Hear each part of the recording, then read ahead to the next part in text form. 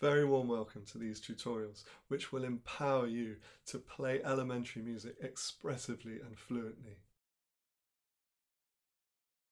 Number one, to cultivate and maintain a deep personal connection with the music throughout all your practice activities. This is the cornerstone of fluent expressive playing, and leaving it out at any stage will negatively affect your outcomes. And number two, to play by ear as much as possible, to take the music off the page, as my American teacher Sophia Rossoff used to say, and to put it in your mind's ear for the direct expressive coordination that this produces. In each video in this playlist, I'll be offering 2 tips that prioritize these fundamental elements of fluent expressive playing.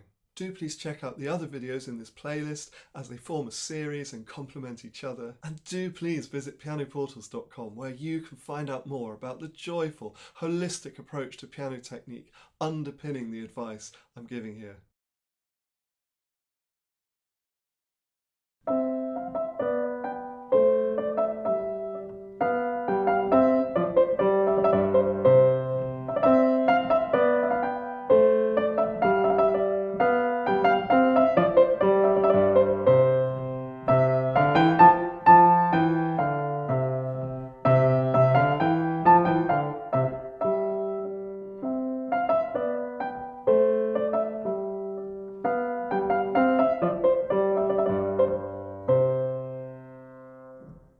Please note that I'm demonstrating these activities having already grown to know and love the musical sounds of these pieces in detail. That's why I don't have the score in front of me, but I would of course start with the score or with a recording or with both if I don't actually know the music yet.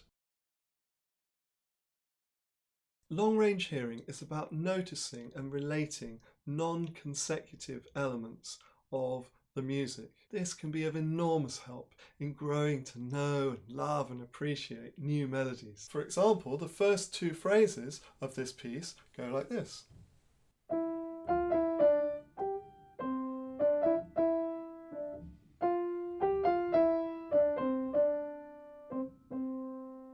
Now, as well as noticing how it rises and falls within each little phrase, I can also relate the 2 phrases to each other, especially how they both begin. For example, the first phrase begins with that little rising and falling turn-like figure. And the beginning of the second phrase begins in the same way, just 1 step higher in the scale.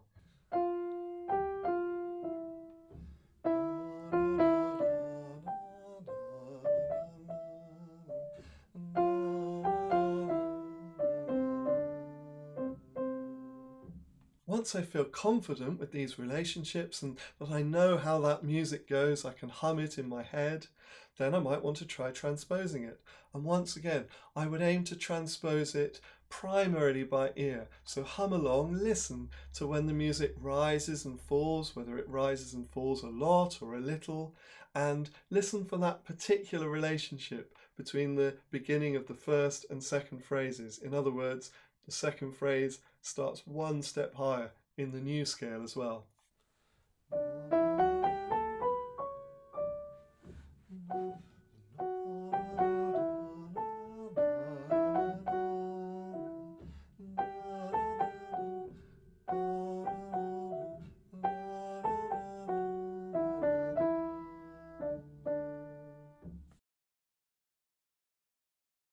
Spot the Difference is an activity that's very much related to long-range hearing, but slightly different in that it's about comparing similar sections wherever they occur, or similar phrases. For example, in the middle section of the piece, you start with this phrase, and I'm noticing that whilst some of the notes repeat, they're all adjacent in the scale. The next phrase essentially uses the same notes, although the repetitions are in different places, so it's subtly different. And again, don't just do this, but ask yourself, how does that affect the feeling that underpins these little gestures or statements?